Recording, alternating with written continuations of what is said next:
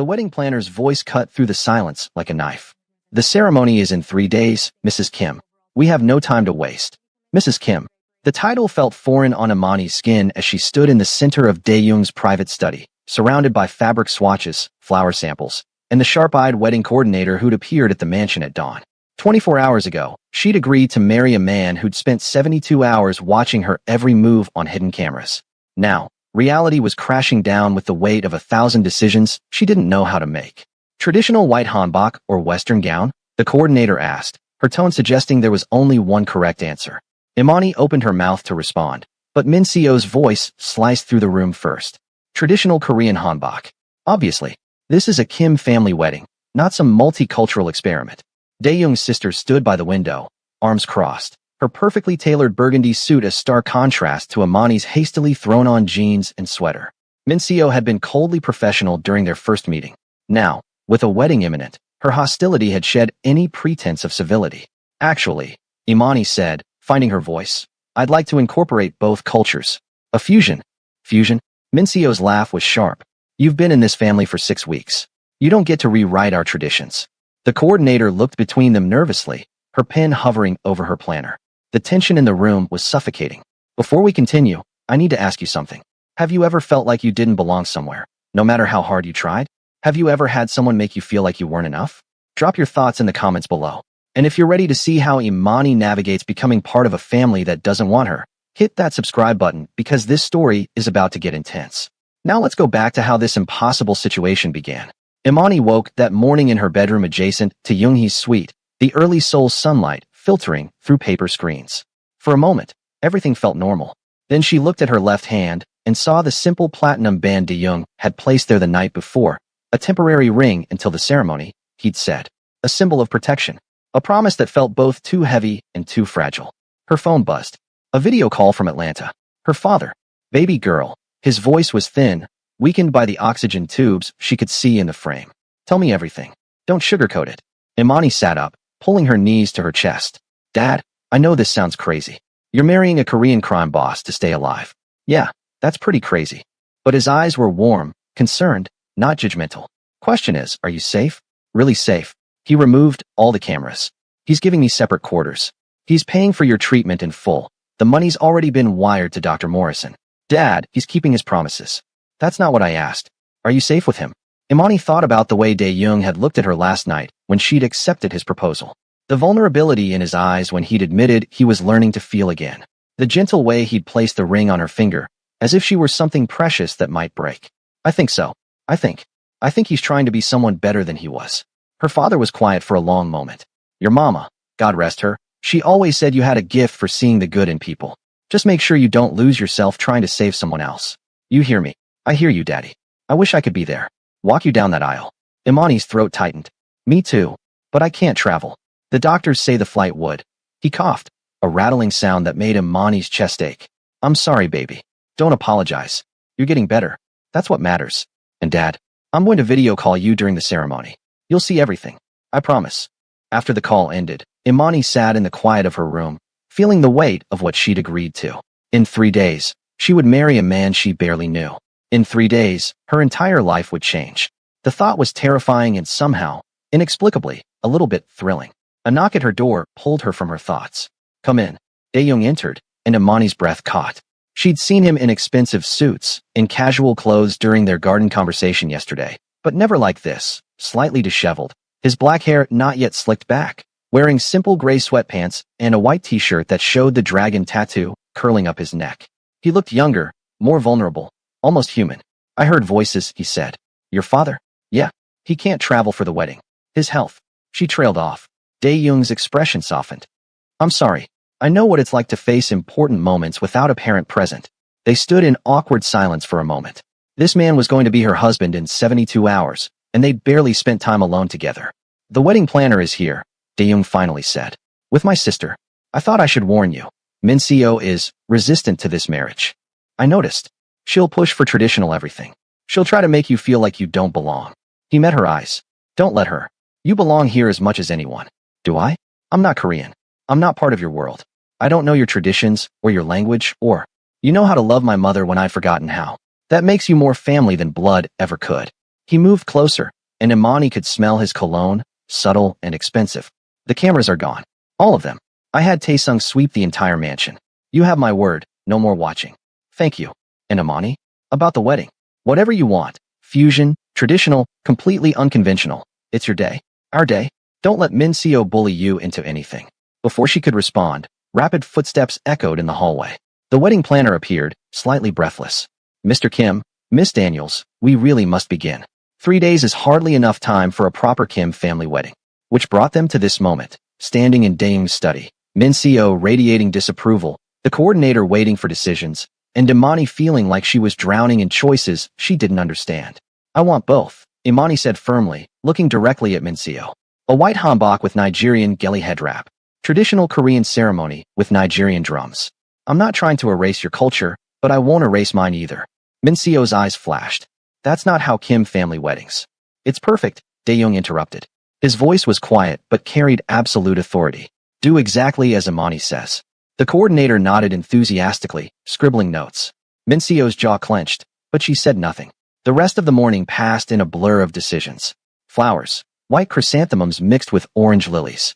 Music, traditional Korean gaejeum blended with Nigerian talking drums.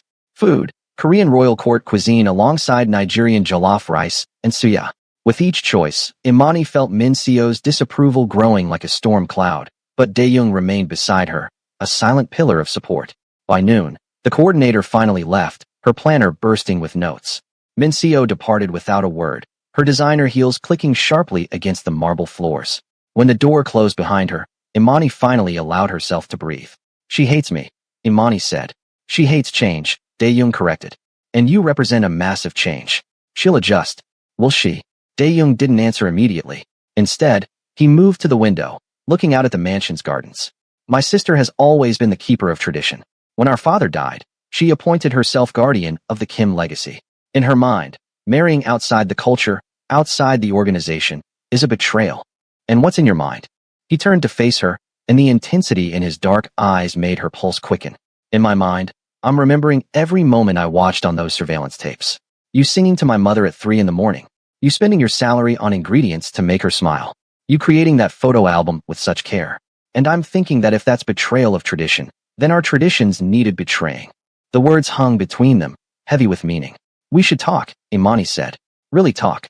We're getting married in 3 days, and I don't even know your favorite color. A ghost of a smile touched his lips. Blue. Yours. Purple. See. Progress. She sat on the leather sofa, tucking her legs beneath her. But I mean really talk. About expectations. About what this marriage actually means. Daeung joined her, careful to leave space between them. What do you want to know? Everything. Start with why you took over your father's organization. You said in the garden yesterday that you became someone else when he died. Who were you before? He was quiet for so long she thought he wouldn't answer. Then, I was studying architecture at university. I wanted to design buildings, create spaces where people could live and work and feel safe. Beautiful spaces. My father thought it was foolish, impractical. He wanted me in the family business, but I resisted. We fought constantly. What changed? He died. Suddenly. Heart attack in his office. His last words to my mother were protect Daeung. Make sure he takes over. It's the only way to keep the family safe. His hands clenched into fists. So I left university. I put away the architecture books. I learned the business, the legal parts and the less legal parts. I became hard, cold, suspicious of everyone. Because that's what the job required. And your dreams? Dreams are luxuries men in my position can't afford. Imani reached out, placing her hand over his fist. His hands were warm, strong, scarred. Maybe you can afford them now. Maybe that's what I'm here for, to remind you that you're more than your father's legacy. He looked at their hands, then at her face. You barely know me. Why do you care? Because I've seen who you can be. I saw it when you had dinner with your mother. I saw it when you deleted that surveillance footage. I saw it yesterday in the garden when you told me about your father. She squeezed his hand. The man who wanted to design beautiful spaces, he's still in there. You haven't lost him completely. What about you? Daeung asked, his voice rough with emotion. Who were you before caregiving? Before your father got sick? A girl who loved to write. I wanted to be a novelist, tell stories that mattered. I filled notebooks with characters and plots and worlds I'd created. She smiled sadly. Then my mom got cancer when I was 10. I watched the nurses care for her, saw how they made her final months bearable. After she died, I knew that's what I wanted to do, be there for people in their hardest moments. So I went to nursing school, specialized in memory care. My dad worked 3 jobs to make it happen. And you're writing? Dreams are luxuries, she echoed his earlier words. I put it away, focused on what mattered. We're quite a pair, Dae-young said. 2 people who buried their dreams to take care of family. Maybe we can help each other dig them back up. He turned his hand over, lacing his fingers through hers. The gesture felt intimate, more so than any kiss might have.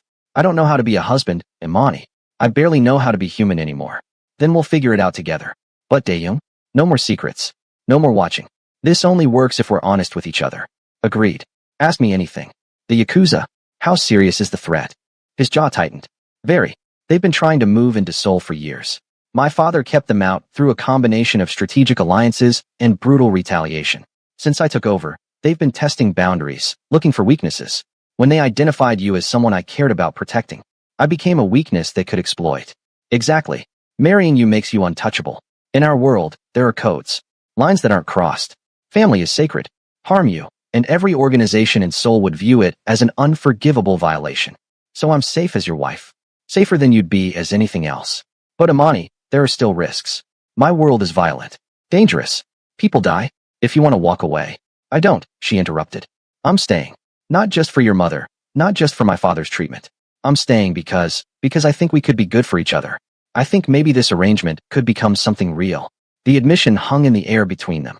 Dae-young's eyes searched her face. You mean that? I do. He lifted her hand to his lips, pressing a kiss to her knuckles. The gesture was old-fashioned, courtly, and it sent warmth flooding through her entire body. Then I promise you this. I will keep you safe. I will honor your culture as you honor mine. And I will try, genuinely try, to be worthy of the trust you're placing in me. A soft knock interrupted the moment. Young-hee's voice called from the hallway. May I come in? Of course, mother, Dae-young called. The door opened, and Young-hee entered in her wheelchair, pushed by one of the nurses. But her eyes were clear, lucid, present. These moments of clarity were becoming rarer, which made them all the more precious.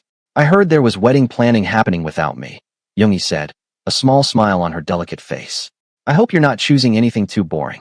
Imani laughed, the sound releasing some of the tension in her chest. Never. We're doing fusion, Korean and Nigerian together. Good. Love should be a fusion. Young-hee reached out, taking both their hands.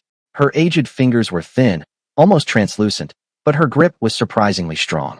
My son, my daughter. I want to tell you something while my mind is clear. Mother, you should rest, Dae-young began. I'll rest when I'm dead. Right now, I'm awake, and I need to say this. She looked between them. Dae-young, you've been sleepwalking through life since your father died. Going through motions, building walls. But Imani has woken you up. I see it in your eyes. Don't waste this gift. I won't, mother. Young-hee turned to Imani. And you, my dear daughter. You have a kind heart. Too kind sometimes. This family will test that kindness. Minseo will push you. The organization will challenge you. You'll see things that frighten you. But remember, you belong here because I say you belong here. And in this family, a mother's word is law. Thank you, Iyama. Now, about the wedding. I have a request. Young-hee's voice grew softer, almost wistful. Your father cannot walk you down the aisle, Imani. So I would like to. If you'll allow me. Imani's throat tightened. Iyama, you can barely walk. The wheelchair. I'll walk for you. For this. Your wedding day deserves a mother's presence. Her eyes glistened with tears. Please, let me do this one thing. Imani looked at Dae-young, whose own eyes had grown suspiciously bright. He nodded slightly.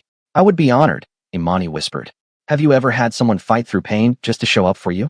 Someone who loved you enough to do the impossible? Drop a heart in the comments if this moment touched you. Now let's continue to where everything starts to unravel. The next 2 days passed in controlled chaos. The mansion transformed into a fortress of preparation. Florists arrived with armfuls of white chrysanthemums and orange lilies. Caterers brought samples of Korean delicacies and Nigerian specialties for approval. Security teams, disguised as staff, took positions throughout the grounds. And through it all, Imani felt the weight of Minseo's cold stare following her every move. The night before the wedding, Imani couldn't sleep. She stood in her room, looking at the fusion wedding hanbok hanging on the door, white silk embroidered with traditional Korean patterns, waiting for the Nigerian geli head wrap that would complete it tomorrow. It was beautiful, a perfect blend of both worlds. But doubt gnawed at her. Was she doing the right thing? Marrying a man she'd known for 6 weeks? A man who'd spied on her, who lived in a world of violence and secrets. A man who was only marrying her to keep her safe? Except that wasn't entirely true anymore, was it? The conversations over the past 2 days had revealed something deeper.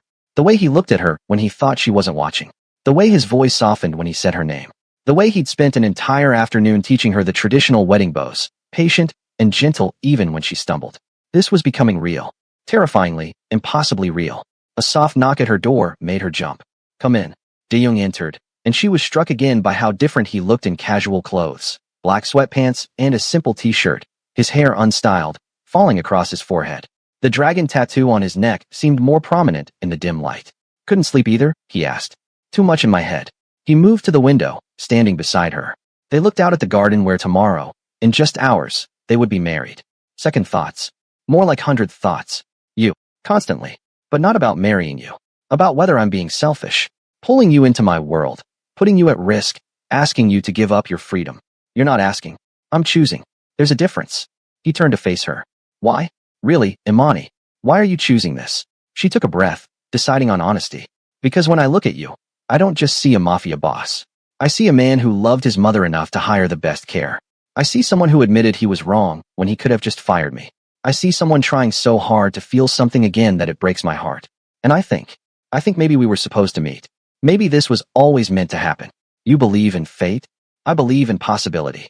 And I think we have the possibility of something beautiful if we're brave enough to reach for it. Dae-young's hand came up, his fingers gentle as they tucked a strand of her long black hair behind her ear. The gesture was tender, intimate. I'm not a good man, Imani. I'm not asking you to be good. I'm asking you to be honest. To try. To let me see the real you, not just the armor you wear. What if the real me disappoints you? What if it doesn't? They stood so close, she could feel the warmth radiating from his body. His eyes searched her face, and she saw the moment he made a decision. Slowly, giving her time to pull away, he leaned in and pressed his lips to her forehead. It wasn't a kiss of passion, but of reverence, of promise. Tomorrow, he whispered against her skin, when I vow to honor and protect you, I need you to know, it won't be just words. I meant what I said before. This started as an arrangement. But standing here now, I'm choosing you, Imani. Not from duty. From something I'm still afraid to name. Her heart hammered in her chest. I'm choosing you too. He pulled back slightly, his hand cupping her cheek. Get some sleep. Tomorrow is going to be intense. Dae-young. She caught his hand before he could leave. Thank you for taking a chance on me. On us. Thank you for seeing something in me worth saving. After he left, Imani finally slept, her dreams filled with white flowers and dragon tattoos, and the feeling of being chosen. The wedding day dawned bright and clear, the Seoul sky a perfect blue. Imani woke to organized chaos. A team of hair and makeup artists descended on her room. A traditional Korean music ensemble began setting up in the garden, and the smell of elaborate cooking wafted through the entire mansion. As the artist worked on her hair and makeup, Imani video called her father one last time.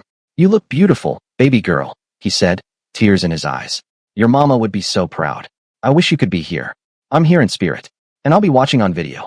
You make sure someone points that camera at me during the ceremony. I want to see everything. I promise, Daddy. This Dae-young, you sure about him? No. But I'm sure about trying. That's enough for now. After the call, Young-hee was wheeled into Imani's room. The elderly woman was dressed in a beautiful lavender hanbok, her silver hair styled elegantly, makeup subtle but perfect. She looked radiant despite her frailty.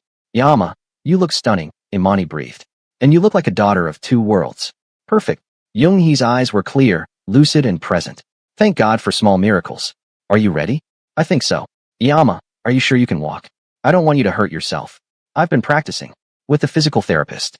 In secret, Young-hee smiled. For you, I will walk. Even if it's the last thing I do. Don't say that. It's not morbid, dear. It's love. Sometimes love asks us to do impossible things. And we do them because the person is worth it. A knock at the door interrupted them. One of the staff members entered, looking nervous. Miss Daniels, there's a situation. A guest has arrived. Mr. Kim is asking if you'd like him to handle it, or if you want to be informed first. What kind of guest? The staff member shifted uncomfortably. A woman. She says she's Mr. Kim's former fiancée. Her name is Yuna Park. The room went silent. Young-hee's expression hardened. That snake. Min Seo invited her. I know she did. Former fiancée? Imani's voice came out steadier than she felt. From before his father died, Young-hee explained. They were engaged.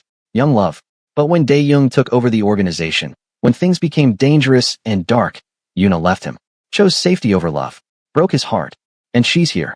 At our wedding. Min Seo's doing. She's trying to shake your confidence, make you doubt.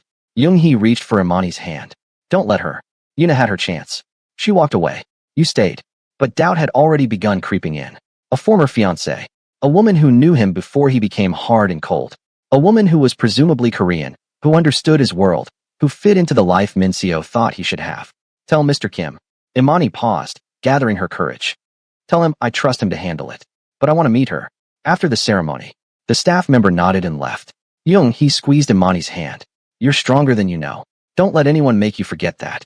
Downstairs, in his private quarters, Dae-young was having a similar crisis. Tae-sung had just informed him of Yuna's arrival, and he stood frozen in his traditional Korean wedding attire, black hanbok with silver embroidery, his hair perfectly styled, the dragon tattoo visible above the collar. Sir, should I remove her from the premises? Tae-sung asked. No, that would cause a scene. Dae-young's hands clenched. I need to talk to her. Find out what she wants.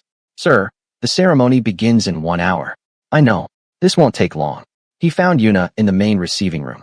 She stood by the window, elegant as always in a designer dress that probably cost more than most people's cars.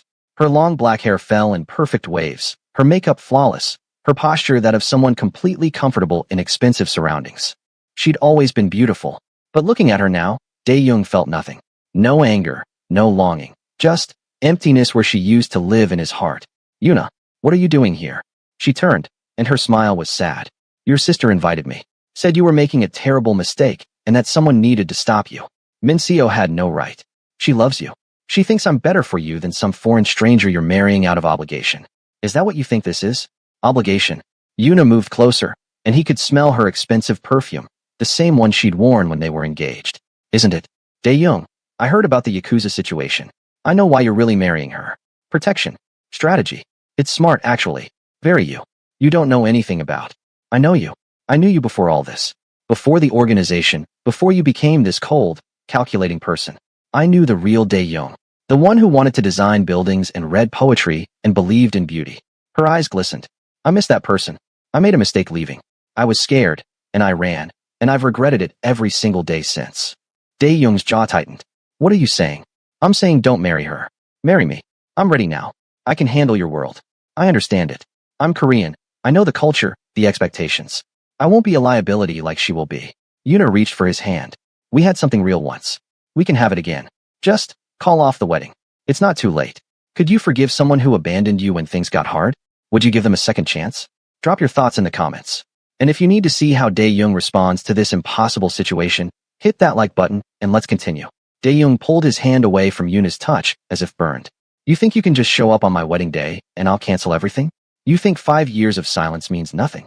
5 years of regret means something. Yuna countered, her voice soft but insistent. I was young, scared. I didn't understand that love means staying through the darkness. And you understand it now? Conveniently, on the morning I'm marrying someone else. Min Seo told me about her. About how you met. The surveillance, the suspicion, the arrangement. Yuna's eyes pleaded with him. Dae-young, that's not love. That's strategy. You deserve more than a marriage born from necessity. You don't get to tell me what I deserve. You lost that right when you walked away. But even as he said it, doubt crept in. Was Yuna right? Was this just strategy? He'd started watching Imani as a suspect. The proposal came from panic, from needing to protect her from the Yakuza. Yes, they'd had meaningful conversations over the past few days. Yes, he felt something when he looked at her. But was it real? Or was he convincing himself because the alternative, admitting this was just a transaction, was too painful? Yuna must have seen the uncertainty in his eyes because she pressed forward. I'm not asking you to love me again. Not immediately. I'm asking you to give us a chance. We had years together. History. We understand each other. She's a stranger you're binding yourself to for life. She's not a stranger. The words came out defensive. I've seen who she is. How she cares for people. How she sacrificed for my mother when I was too blind to see what was needed. That makes her a good caregiver. Not a good wife. The barb hit home, and Dae-young hated that it did. Before he could respond, footsteps echoed in the hallway. Imani appeared in the doorway, and Dae-young's breath caught. She wore the fusion wedding hanbok, white silk embroidered with traditional Korean patterns, the fabric flowing around her like water. But on her head sat a vibrant orange and gold Nigerian geli, wrapped with expert precision, the colors making her warm brown skin glow. She was stunning, a perfect bridge between two worlds, and looking at her made something in his chest ache. Yuna's sharp intake of breath told him she understood immediately. This wasn't just strategy. This wasn't just protection. What he felt looking at Imani was something he'd never felt with Yuna. Not comfort or familiarity, but electricity. Possibility. The sense that she saw parts of him he'd forgotten existed. I'm sorry to interrupt, Imani said, her voice steady despite the tension crackling in the air. But the ceremony begins in 30 minutes, and the coordinator needs to know if we're proceeding. We're proceeding, Dae-young said firmly, his eyes never leaving Imani's face. Yuna stepped forward. So you're really going through with this? Marrying someone you barely know. Imani's gaze shifted to Yuna, taking in the designer dress, the perfect hair, the obvious history between this woman and Dae-young. I know him well enough to see who he's trying to become. That's more important than knowing who he used to be. How naive, Yuna said, but there was a hint of respect in her voice. Do you have any idea what his world is like? The violence? The danger? People die in his organization. Rivals. Allies. Sometimes innocents caught in crossfire. I know. He's been honest with me about the risks. And you're not afraid? I'm terrified.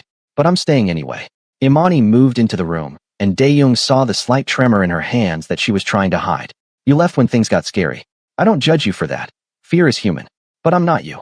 I made a choice to be here, knowing exactly what it means. Yuna looked between them, and something shifted in her expression. Resignation, maybe. Or recognition. He really cares about you. I can see it. He never looked at me like that. Like what? Dae-young asked. Like you're afraid to blink in case she disappears. Yuna's smile was sad. I came here to stop a mistake. I think I was the mistake. She turned to Dae-young. I hope she makes you happy. I hope you can be the man I fell in love with all those years ago. And I'm sorry. For leaving. For not being brave enough to stay. She walked toward the door, pausing beside Imani. He's worth the fear. Don't let Min Seo or anyone else convince you otherwise. After Yuna left, silence filled the room. Dae-young and Imani stood facing each other, the weight of what almost happened pressing down on them. Did you consider it? Imani asked quietly. Her offer.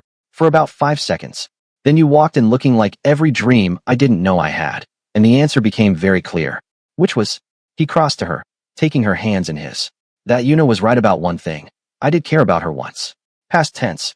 But you, Imani, what I feel for you is present tense. Active. Growing.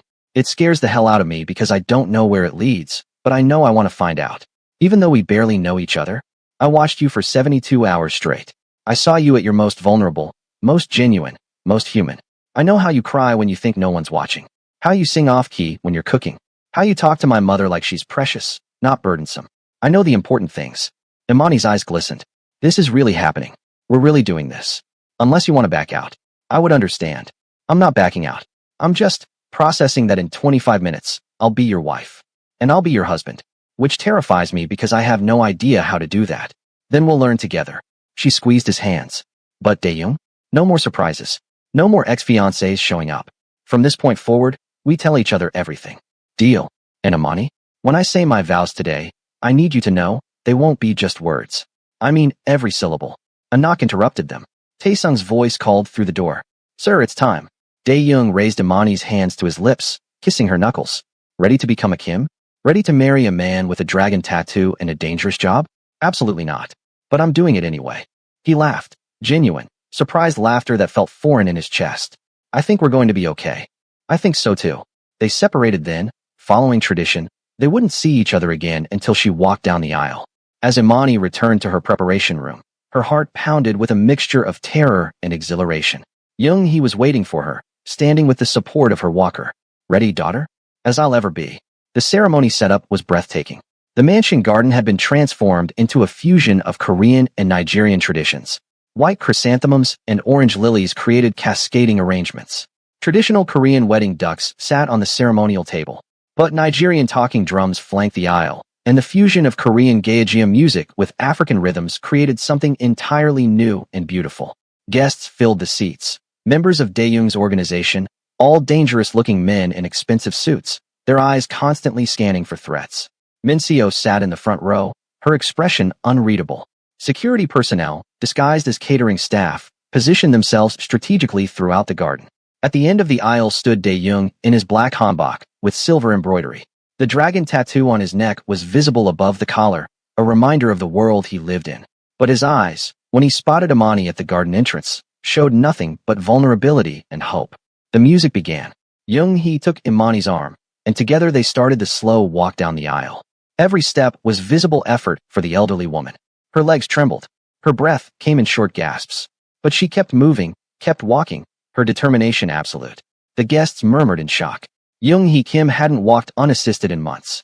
Many had assumed she never would again. Yet here she was, walking her chosen daughter down the aisle through sheer force of love. Tears streamed down Dae-young's face. He'd seen his mother decline, had accepted that she would spend her remaining time in a wheelchair.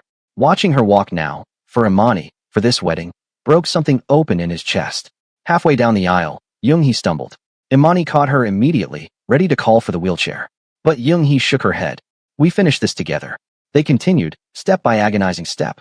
When they finally reached the ceremonial platform, Young-hee was exhausted but triumphant. She placed Imani's hand in Dae-young's hand, her aged fingers pressing their young ones together. Take care of each other, she whispered. That's all that matters. Love, care, presence. Then she allowed herself to be helped to her seat, where she sat with the satisfied smile of someone who'd achieved the impossible. The officiant began the ceremony in Korean, then English. Traditional rituals were performed, the ceremonial bows, the sharing of wine, the exchange of wedding ducks. But woven throughout were Nigerian touches, the rhythmic drumming, the call-and-response blessing, the vibrant colors of Imani's geli against the traditional white hanbok. Then came the vows. Dae-young spoke first, his deep voice carrying across the garden. Imani Daniels, I stand before you as a man who thought he'd forgotten how to feel. You taught me to feel again.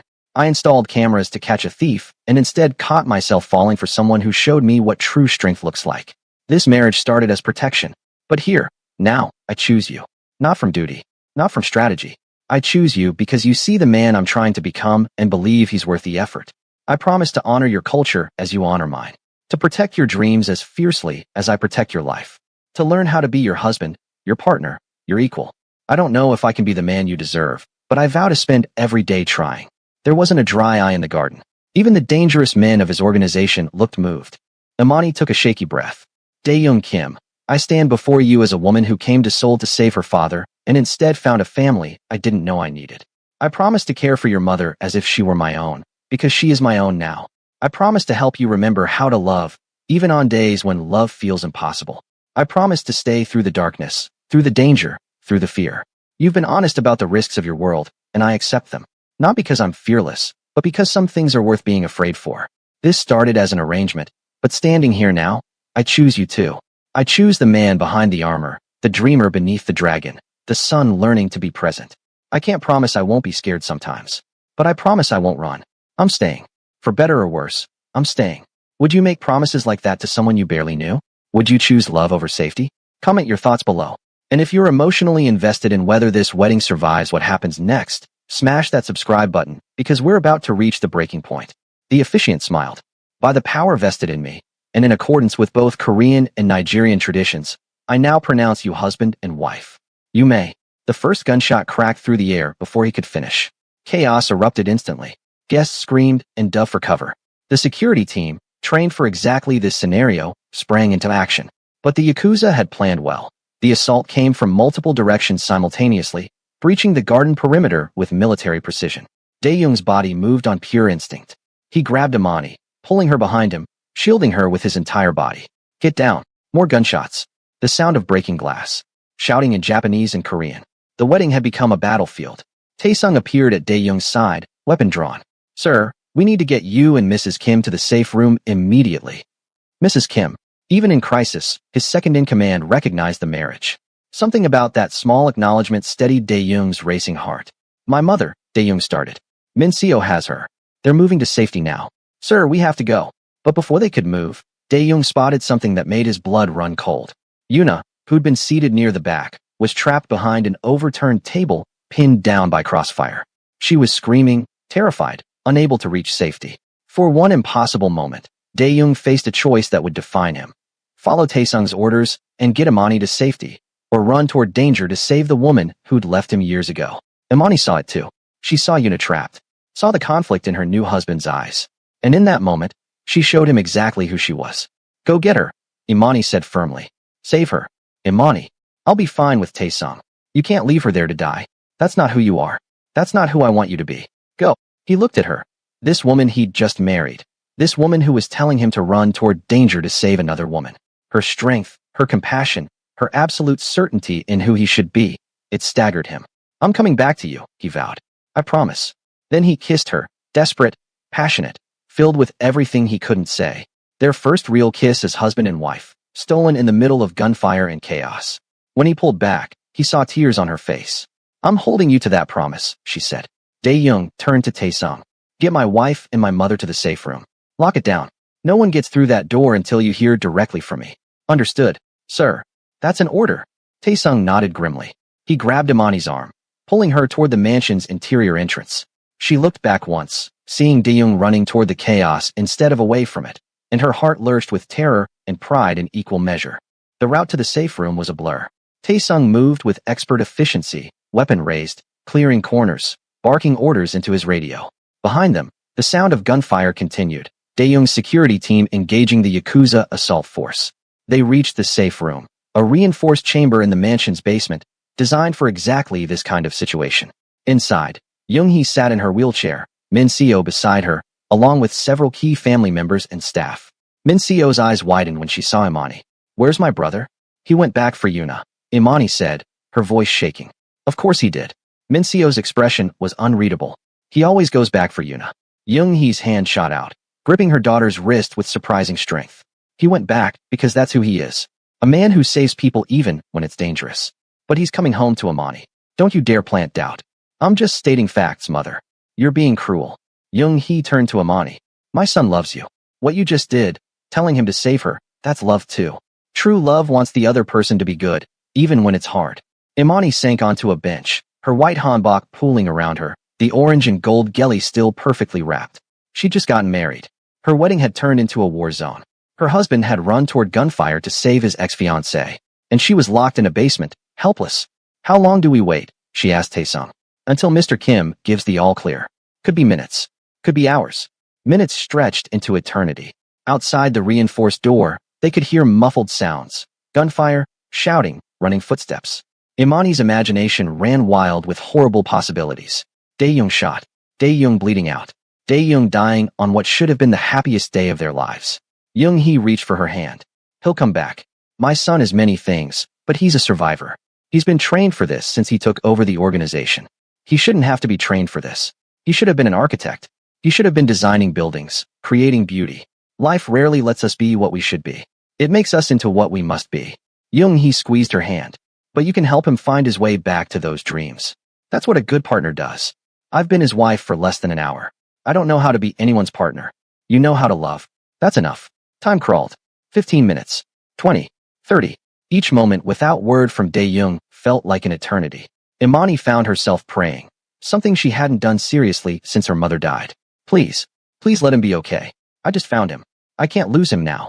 Finally, after what felt like hours but was probably 40 minutes, Taesung's radio crackled. Daeyoung's voice came through, rough but alive. Taesung, threat neutralized. 3 hostiles down, 2 captured for interrogation. Give me your status. Taesung responded immediately. Safe room secure. All family members accounted for. Mrs. Kim is unharmed. A pause. Then, Mrs. Kim, my wife. She's okay. Shaken but unharmed, sir. I'm coming to you. 5 minutes. Imani's entire body sagged with relief. He was alive. He was coming back. He'd kept his promise. When the safe room door finally opened, Daeyoung stood in the doorway covered in blood. Though from the way he moved, Imani could tell it wasn't his own. His black hanbok was torn, his hair disheveled, a cut on his cheek bleeding slightly. He looked like he'd walked through hell. His eyes found Imani immediately. She stood, and they crossed to each other like magnets, unable to stay apart. When they collided, his arms wrapped around her with desperate strength, and she felt him shaking. You came back, she whispered against his chest. I promised. His voice was rough with emotion. I will always come back to you. They stood like that for a long moment, just holding each other, confirming the other was real and whole and alive. The wedding guests slowly emerged from the safe room, stunned but unharmed. Min Seo approached them, her expression complicated. Where's Yuna? Safe. I got her to a secured area, then she left the property with an escort. She's going back to whatever life she built without me. Daeyoung pulled back slightly to look at Imani. The only woman I'm concerned about is my wife. The word, wife, sent a thrill through Imani despite the trauma of the past hour. What happened? She asked. The Yakuza. 3 dead. 2 captured. My security team performed flawlessly. The assault team was small, a surgical strike meant to send a message. They underestimated our defenses. And the message? That marrying you, making you family, was a declaration of war in their eyes. His jaw tightened. They're wrong. It was a declaration of something else entirely. But now they'll learn the cost of threatening what's mine. The possessiveness in his voice should have bothered her. Instead, it made her feel safe. Protected. Chosen. We need to debrief. Tae-sung said gently. Sir, the captured operatives are ready for interrogation. Later. First, I need a moment with my wife. Dae-young led Imani away from the crowd, out to a small private garden that had been untouched by the violence. They sat on a stone bench, and for a moment, neither spoke. Some wedding day, Imani finally said, I'm sorry. I promised to keep you safe, and less than an hour after the vows. You did keep me safe. You also saved Yuna. You protected everyone. She turned to face him. When I told you to go back for her, did you think I was testing you? The thought crossed my mind. I wasn't. I was just being who I am. Someone who can't watch another person die if there's a chance to save them. Even if that person is your ex-fiancé. Dae-young cupped her face, his thumb brushing her cheek. Do you know what I saw when you told me to save her? I saw someone so fundamentally good that she puts compassion above jealousy. So brave that she sends her husband toward danger on their wedding day. So strong that she trusts I'll come back even when there's no guarantee. I was terrified you wouldn't.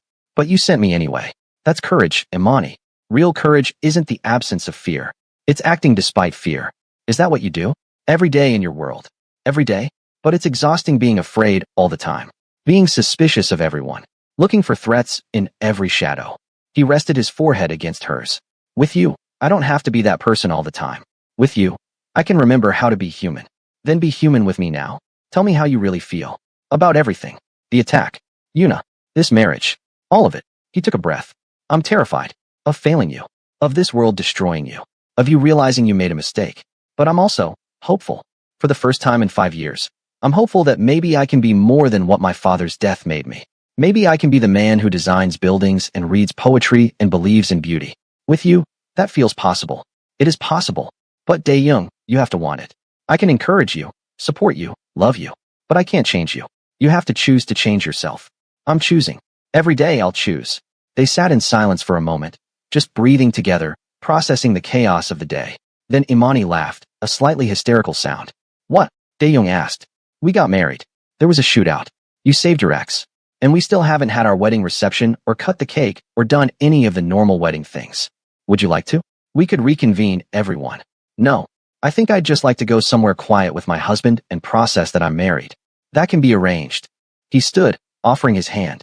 She took it, and together they walked back through the garden, past the overturned chairs and scattered flowers, evidence of violence in what should have been a celebration of love. Inside the mansion, staff were already cleaning up. Guests were being escorted to secure transportation. Tae-sung approached with an update. Sir, the interrogation is ready when you are. The captured operatives are talking. They're saying. He hesitated, glancing at Imani. She's my wife. She hears everything now. No more secrets. Tae-sung nodded. They're saying they weren't working alone. Someone inside gave them the wedding schedule.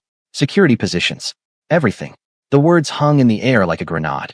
You're saying there's a traitor, Dae-young said slowly. In my organization. Or in your family, sir. Imani's blood ran cold. A traitor. Someone close to them. Someone who'd facilitated an attack on their wedding day. Who are the suspects? Dae-young asked, his voice deadly calm. We're still investigating. But sir, there are complications. Tae-sung pulled out a tablet, showing surveillance footage. This is Min Seo's designer handbag, photographed at a location where Yakuza operatives met 2 days ago. That doesn't mean. There's more. One of your most trusted lieutenants, Park Jin-ho, has been tracked meeting with known Yakuza associates. 3 times in the past month. Jin-ho has been with me since I took over. He's loyal. Perhaps. Or perhaps he's been turned. Sir, there's one more thing. Tae-sung's expression was grave. We found a GPS tracker. On Mrs. Kim's phone. Installed from inside the mansion. Someone has been tracking her movements for the past 2 weeks. Imani's hands started shaking. Someone had been watching her. Again. Even after Dae-young removed the cameras. Someone close enough to access her phone. Who had access? Dae-young demanded. Almost anyone in the household, sir. Family, staff, organization members. The list is extensive. Dae-young pulled Imani close. From now on, you don't go anywhere without security. You don't use that phone. And you trust no one except Tae-sung, my mother, and me. Understood. What about Min Seo? Especially not Min Seo until we clear her name. That night, Imani found herself in Dae-young's master suite. A decision she'd made despite everything. Or perhaps because of everything. After the violence, the fear, the revelation of a traitor, she couldn't bear to be alone. And technically, they were married now. Sharing a room was expected, even if the circumstances were far from romantic. The suite was massive, traditional Korean design mixed with modern luxury. A king-sized bed dominated the space, but there was also a sitting area, A private bathroom larger than her entire apartment in Atlanta, and floor-to-ceiling windows overlooking the garden where they'd been married just hours ago. Dae-young stood by those windows now, still in his torn wedding hanbok, staring out at the darkness. Imani had changed into comfortable clothes, soft gray sweatpants, and a simple white t-shirt. Her wedding hanbok hung in the closet, the white silk stained with dirt from when she'd hidden during the attack. "You should shower," she said gently. "Get the blood off." He turned, seeming to notice her for the first time. "I keep seeing it. The moment those first shots rang out. The look on your face. Pure terror. I was terrified. I'm still terrified. You shouldn't have to be. You married me for protection, and instead, I married you for a lot of reasons. Protection was just one of them." She crossed to him, taking his hands. They were trembling slightly. "Are you okay? Really okay? I killed 3 men today. On my wedding day. What kind of husband does that make me? The kind who protects his family. Dae-young, they came to kill us. You did what you had to do. I know. I've killed before. It comes with the territory. But I've never done it on a day that was supposed to be about love and promises and new beginnings." He pulled his hands free, running them through his hair. "I wanted today to be different. Beautiful. A fresh start. It was beautiful. Until it wasn't. But that's life, isn't it? Beautiful and terrible all mixed together." He looked at her then, really looked at her. "How are you so calm? You watched your wedding turn into a war zone. You were nearly killed. You found out someone you know is betraying us. How are you not falling apart? Who says I'm not? I'm just falling apart quietly." She smiled sadly. "I learned when my mom was dying. Sometimes you have to keep moving forward even when you're breaking inside. If you stop, if you let yourself feel everything at once, you'll drown. So what do we do? Just keep moving forward. What's the alternative? Give up? Let the fear win? I don't think either of us knows how to do that." Dae-young pulled her into his arms, holding her so tightly she could barely breathe. She felt him shake, felt the tremors running through his powerful frame. This man, this dangerous, controlled man, was breaking down in her arms. "I thought I was going to lose you today," he whispered against her hair. "When those shots rang out, all I could think was that I'd brought you into this world, and it was going to kill you. And I couldn't bear it. Imani, I can't lose you. You won't. I'm right here. I'm staying." They stood like that for a long time, just holding each other, 2 people who'd gotten married that morning and had their world shattered that afternoon, finding solace in the simple fact of being alive and together. Finally, Dae-young pulled back. "I should shower. You're right. I can't stay covered in." He didn't finish the sentence. While he showered, Imani explored the suite. She found his bookshelf, filled with architecture books alongside business texts. She found sketch pads tucked away in a drawer, pages filled with building designs that would never be built. She found a photo on his desk of him and his father, both smiling, before everything changed. When he emerged from the bathroom wearing only black sweatpants, his hair damp, the dragon tattoo vivid against his light skin, she was sitting on his bed holding one of the sketch pads. "You're really talented," she said, flipping through the pages. "These designs are beautiful." He crossed to her, sitting on the edge of the bed. "Those are old. From before. Before you gave up your dreams. Before reality required different dreams." She set the sketch pad aside. "Can I ask you something? And will you promise to be completely honest? Always. Do you regret marrying me? Not the attack or the chaos. Just me. Do you wish you'd married someone like Yuna? Someone who understands your world, who fits neatly into your life." Dae-young was quiet for a long moment. Then he reached for her hand, lacing their fingers together. "When Yuna and I were engaged, I was a different person. I was the architecture student who believed in beauty and love and happy endings. She fit that version of me perfectly. We made sense." Imani's heart sank. But then he continued. "But that person died when my father did. I became someone harder, colder, more practical. If Yuna and I had married, if she'd stayed, we would have destroyed each other. She couldn't love the man I became, and I couldn't be the man she needed." He turned to face her fully. "But you, Imani, you see both versions of me. The cold mafia boss and the boy who wanted to design buildings. You see all of it, and you're not asking me to choose. You're just asking me to be honest about all of it. Is that a no? You don't regret it?" "That's a definitive no. I don't regret you. I'm grateful for you. Terrified of failing you, but grateful you're here." She leaned her head on his shoulder. "I don't regret it either. Even with the shooting and the traitor and the fear, I'd still choose you. We're quite a pair. 2 people choosing each other despite every rational reason not to. Maybe that's what love is. Choosing someone when logic says you shouldn't." The word, love, hung in the air between them. Neither had said it before. It felt too soon, too intense. But there it was, hovering like a possibility. "I'm not ready to say that word yet," Dae-young admitted. "I don't know if what I feel is love, or just desperate need to not be alone anymore. I'm not ready either. But I think we're heading there. And that's enough for now." They sat in comfortable silence for a moment. Then Imani asked, what happens next? With the investigation? Tomorrow, Taesung will interrogate the captured operatives more thoroughly. We'll review all surveillance footage, financial records, communication logs. We'll find the traitor. And when you do, his expression hardened. There are consequences for betrayal in my world. Severe consequences.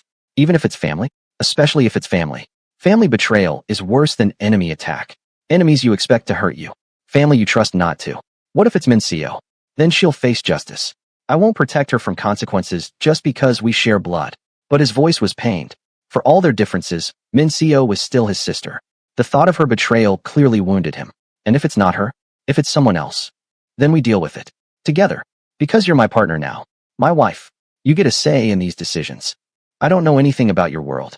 About how justice works in organized crime. Then I'll teach you. No more keeping you in the dark. No more protecting you from ugly truths. You wanted honesty, you get honesty. All of it. Imani appreciated the commitment, but also feared what it meant. She was about to get an education in a world most people only saw in movies. A world where her husband had killed 3 men that afternoon without hesitation.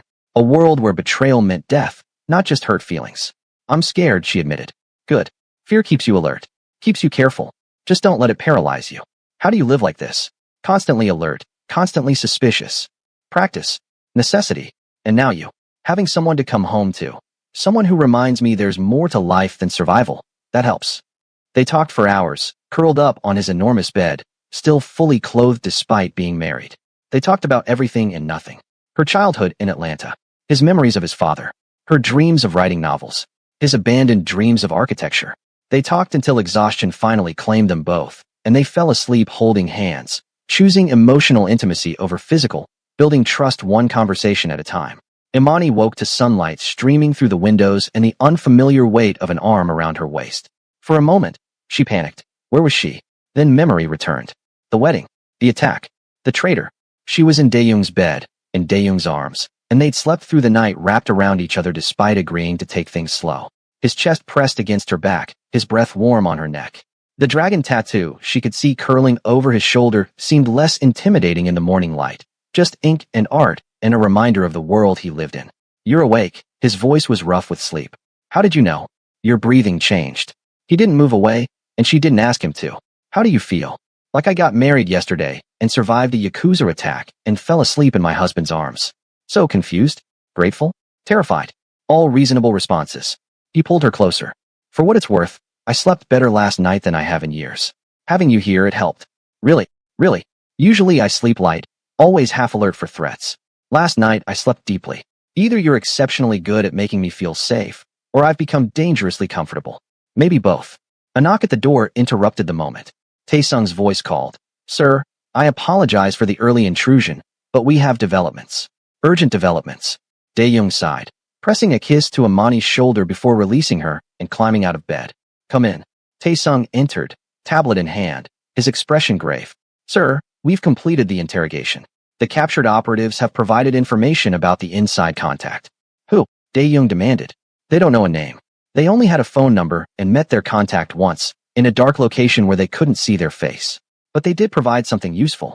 Taesung pulled up an audio file. This is a recording from one of their meetings with the inside contact.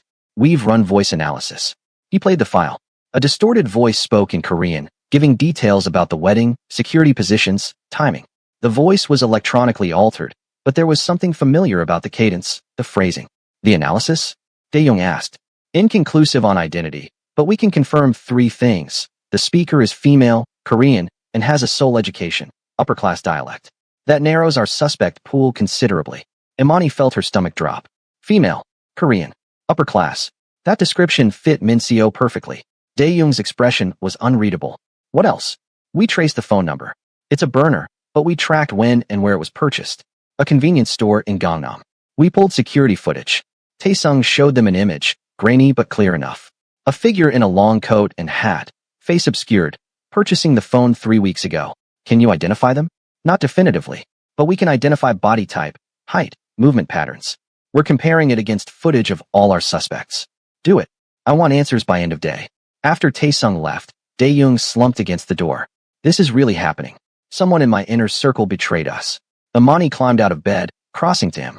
We'll figure it out. We'll find them. And then what? Execute them? Exile them. Every option is terrible. Then we choose the least terrible option. Together. He pulled her into his arms again, and she felt the weight of leadership crushing down on him. This wasn't just about catching a criminal. This was about family, loyalty, trust. All the things that made his world function. A betrayal like this shook foundations. I need to check on my mother, he said. After yesterday's stress, her health. I'll come with you. They found Young-hee in her suite, looking frilier than ever. The walk down the aisle had taken everything out of her. She sat in her wheelchair, bundled in blankets despite the warm morning, her eyes cloudy with confusion. Mother. Dae-young knelt beside her. Do you know who I am? Young-hee's eyes focused slowly. Dae-young. My son. You got married, didn't you? Or was that a dream? Not a dream. I married Imani. Remember? You walked her down the aisle. I walked. Young-hee looked confused. I can't walk. You did yesterday. For her. For love. Young-hee's gaze shifted to Imani. Recognition flickered. The daughter. My daughter of the heart. You stayed. I'll always stay, Yama. Good. Good. He needs you. He's lost without. Her voice trailed off, eyes growing distant again. The nurse approached quietly. She's been like this since she woke up. Yesterday took a lot out of her. She may not have many more lucid days. The words hit like a physical blow. Imani had known Young-hee was declining, but hearing it stated so clinically made it real. This woman who'd shown her such love, who'd literally walked despite pain to support her, she was fading. How long? Dae-young asked, his voice barely above a whisper. Weeks maybe. A month if we're lucky. The dementia is progressing rapidly now. After they left Young-hee's suite, Dae-young was quiet. Too quiet. Imani recognized the signs. He was shutting down, retreating behind walls, defaulting to the cold version of himself, because feeling this pain was too much. Talk to me, she urged. What's there to say? My mother is dying. There's a traitor in my family. My wedding turned into a massacre. I'm failing at everything. You're not failing. You're dealing with impossible situations. I should have spent more time with her. Before she got this bad. I should have put aside business, put aside the organization, and just been her son. Now it's too late. It's not too late. She's still here. You can still. Can I? Half the time she doesn't even know who I am. Yesterday, she recognized me, and today I'm a stranger again. Imani grabbed his face, forcing him to look at her. Then you show up anyway. You sit with her anyway. You tell her you love her even if she doesn't remember. You be present for the time she has left, however long or short that is. That's what love does. It shows up anyway. Something in his expression cracked. Tears welled in his dark eyes. I don't know how to do this. How to be a good son, a good husband, a good boss. I'm drowning, Imani. Then let me help you swim. That's what partners do. You don't have to carry everything alone anymore. He pulled her into a desperate embrace, and she felt him shaking with suppressed sobs. This strong, dangerous man was breaking in her arms, and all she could do was hold him and remind him he wasn't alone.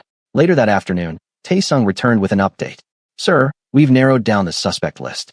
The body type analysis from the convenience store footage eliminated several possibilities. And 3 remain. Your sister Min-seo, your Lieutenant Park Jin-ho, and, he hesitated. Who? One of the household staff. A woman who's worked here for 6 months. Lee Soo-jin. She fits the profile. Soo-jin. Dae-young frowned. The housekeeper. She has access to everything. Phones, schedules, security protocols. And we discovered something interesting in her background check. She has a brother who disappeared 3 years ago.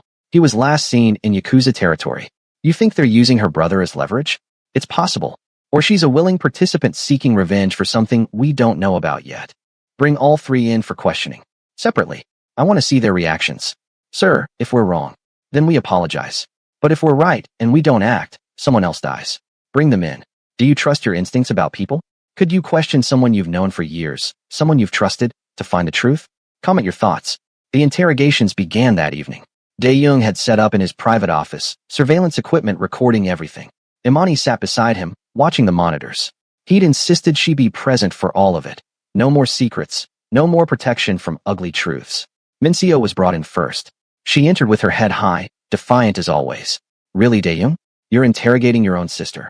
Someone betrayed us. Gave the Yakuza our wedding details. Evidence points in several directions, including yours. What evidence? Her voice was ice. Your designer handbag photographed at a Yakuza meeting location. Min-seo laughed, sharp, bitter. That bag was stolen from my car 2 weeks ago. I filed a police report. Check the records. We will. Where were you the night of the 18th? 3 weeks ago. At a charity gala. 200 witnesses. Dae-young, this is absurd. I'm your sister. I've dedicated my life to this family. Yet you hate my marriage. You invited Yuna to the wedding to undermine it. You've made Imani feel unwelcome at every turn. That doesn't make me a traitor. Yes, I think you're making a mistake. Yes, I believe you should marry within our culture. But betray you? Facilitate an attack that could have killed you? I'm not a monster. Watching the monitors, Imani saw genuine hurt in Minseo's eyes. Anger, yes. Resentment, definitely. But not the calculated coldness of betrayal. I think she's telling the truth, Imani said quietly. Dae-young glanced at her. Based on what? Intuition. The way she's reacting. If she was guilty, she'd be more defensive or more controlled. She's just hurt that you suspect her. He studied the screen, then nodded. Tae-sung, verify her alibi and the police report. If they check out, she's clear. After Minseo left, still angry but slightly less hostile, Park Jin-ho was brought in. He was a man in his 40s, powerfully built, with scars suggesting a violent past. He'd been with the organization for over a decade. Mr. Park, Dae-young's voice was formal. You've been seen meeting with known Yakuza associates 3 times in the past month. Explain. Jin-ho's expression didn't change. Intelligence gathering, sir. I've been tracking their movements, trying to identify their plans. I thought if I could infiltrate their lower ranks, gather information, without informing me, I was going to report once I had something substantial. I didn't want to waste your time with rumors and speculation. Yet you kept these meetings secret. Even from Tae-sung, who coordinates all intelligence operations. I was working independently, trying to prove my value, or trying to cover your tracks. Jin-ho's jaw tightened. Sir, I've served you faithfully for 10 years. I took a bullet for your father. I've bled for this family. If you think I would betray you, then you don't know me at all. People change. Loyalties shift. Money talks. Not to me. Never to me. Jin-ho leaned forward. Check my finances. Check my communications. Put me under surveillance. You'll find nothing because there's nothing to find. I'm loyal, sir. Always have been. Dae-young dismissed him, and they pulled up his financial records. Everything was clean. No unusual deposits. No hidden accounts. No signs of bribery. His communication logs showed the meetings with Yakuza associates, but the content matched his story. Careful probing for information, never divulging family secrets. He's either telling the truth or exceptionally good at covering his tracks, Tae-sung observed. Bring in Lee Soo-jin, Dae-young ordered. The housekeeper was small, nervous, probably in her mid-30s. She entered trembling, eyes darting around the room like a trapped animal. Please, sir, I don't understand. What have I done? You tell me, Soo-jin. You've worked here 6 months. You have access to family phones, schedules, security information. And you have a brother who disappeared in Yakuza territory 3 years ago. Her face went white. My brother. They said they'd hurt him if I didn't cooperate. The room went silent. There it was. The admission. What did you give them?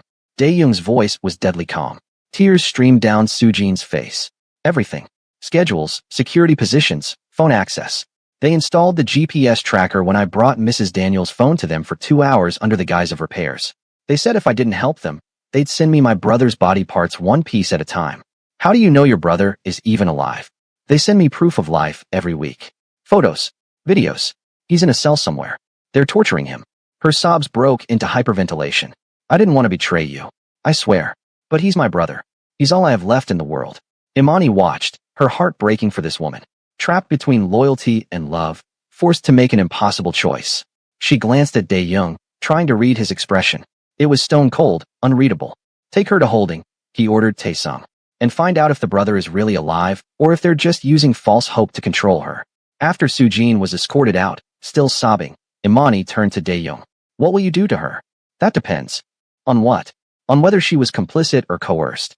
On whether the brother's story is true. On how much damage her betrayal caused. She's a victim, Dae-young. They're using her family against her. She's a security breach that nearly got us both killed. Victim or not, there are consequences. So you'll what? Kill her? Torture her? Become exactly what the Yakuza are? His eyes flashed. Don't presume to judge how I handle threats to this family. I'm part of this family now. That means I get a say. They stared at each other, the first real conflict of their marriage playing out in tense silence. Finally, Dae-young sighed. What would you have me do? Let her go free? She facilitated an attack on our wedding. No, but maybe help her. If the brother is alive, rescue him. Remove the leverage. Then decide her fate based on whether she continues to be a threat. Rescue operations are risky, expensive. Why should I risk my men for someone who betrayed us? Because that's what good people do. They help even when it's hard. Even when it doesn't make strategic sense. Dae-young ran his hands through his hair, frustration evident. You're asking me to be soft in a world that punishes softness. I'm asking you to be human. There's a difference. He was quiet for a long moment. Then he turned to Tae-sung. Find the brother. Verify he's alive. If he is, start planning a rescue operation. Quietly. I want options on my desk by tomorrow. Taesung's eyebrows rose. Sir, I know what it is. Do it anyway. After Taesung left, Dae-young collapsed into his chair. You're going to make me soft. Get me killed. Imani moved behind him, placing her hands on his shoulders. Or I'm going to remind you who you wanted to be before the world made you hard. There's a middle ground between ruthless and weak. You can be strong and merciful. In my world, mercy is seen as weakness. Then change your world. You're the boss. You set the rules. He reached up, covering her hands with his. You make it sound simple. It's not simple. It's terrifying and complicated and might blow up in our faces. But it's right. And I think deep down, you know that. They sat in silence for a moment, the weight of the decision pressing down on them. Then Dae-young's phone buzzed. A message from Taesung, confirmed. Minseo's alibi checks out. Police report verified. She's clear. Relief flooded through Imani. Whatever else Minseo might be, she wasn't a traitor. One suspect down, Dae-young said. Jinho's records are clean. That leaves Soo-jin as our primary traitor, though she was coerced. What about the phone recording? The female voice giving information. Could have been Soo-jin. We're running voice analysis now. The analysis came back an hour later. The voice matched Soo-jin's vocal patterns despite the electronic distortion. They had their traitor, and her motive was heartbreakingly understandable. That night, as they prepared for bed, this strange new routine of sharing space, while still learning each other, Imani asked, do you really think you can rescue her brother? I don't know. Yakuza compounds are fortresses. Breaking someone out is nearly impossible. But you're going to try. Because you asked me to. Because you're right that it's the human thing to do. And because. He trailed off. Because I want to be the man you see when you look at me.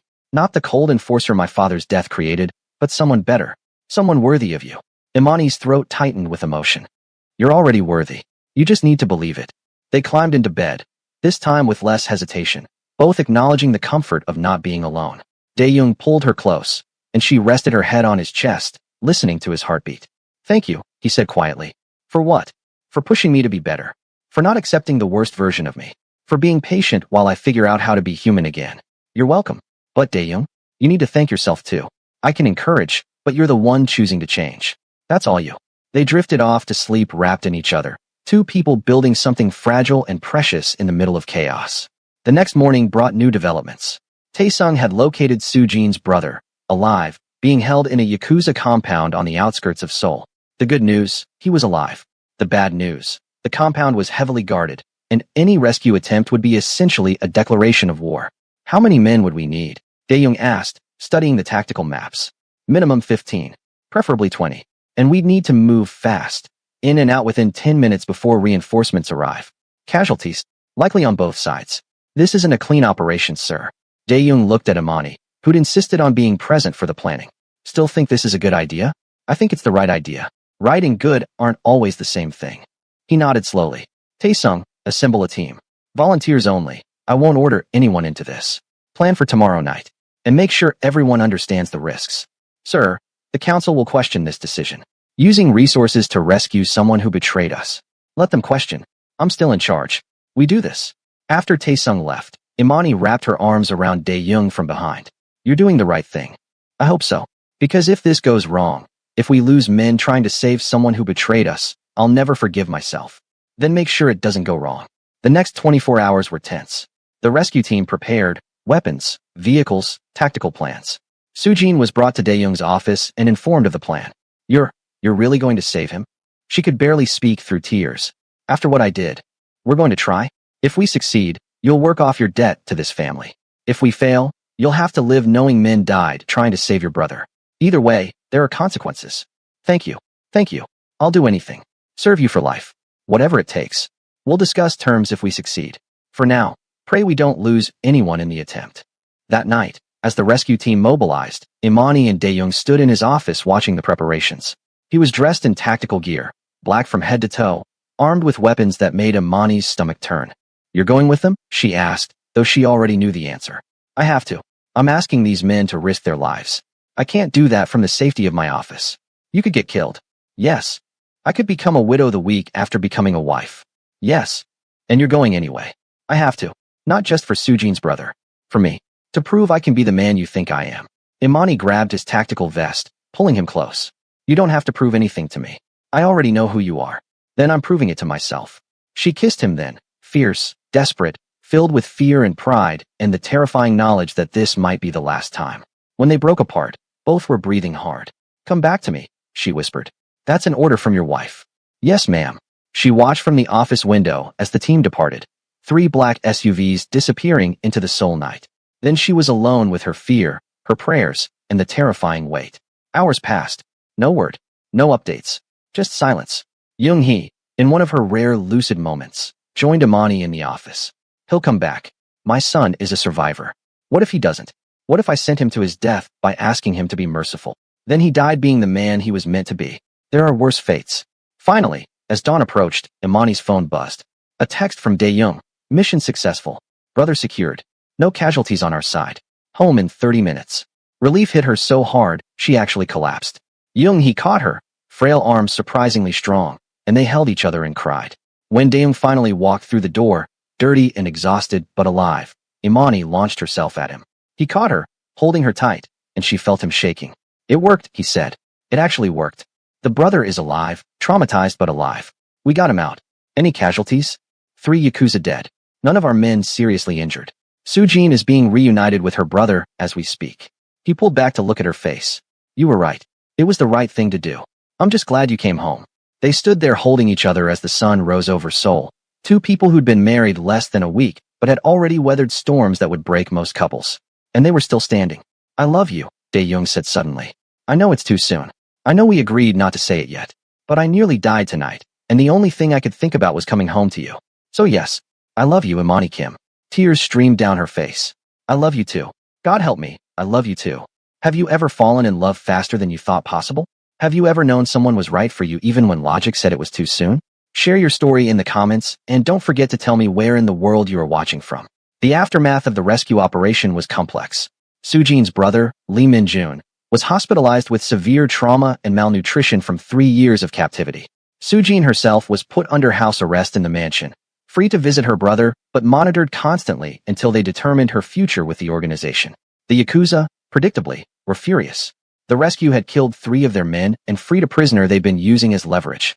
Dae-young's phone buzzed constantly with threats, warnings, demands for retribution. "They're calling for a meeting," Tae-sung reported. "A formal sit-down to address the violation of their territory." "Schedule it," Dae-young said, "but on neutral ground and maximum security." "Sir, they could use this meeting too. I know the risks. Set it up anyway. This needs to end." Imani, listening to these plans, felt fear creep back in. "You're walking into a trap. Possibly. But we can't live under constant threat. At some point, we have to face them directly." "Then I'm coming with you." "Absolutely not. I'm your wife. Where you go, I go." "Imani, these are dangerous men. If the meeting goes bad, then I want to be there. I'm not hiding while you risk your life." They argued about it for hours. Finally, Dae-young relented on one condition. Imani would stay in a secured vehicle nearby, able to leave immediately if violence erupted.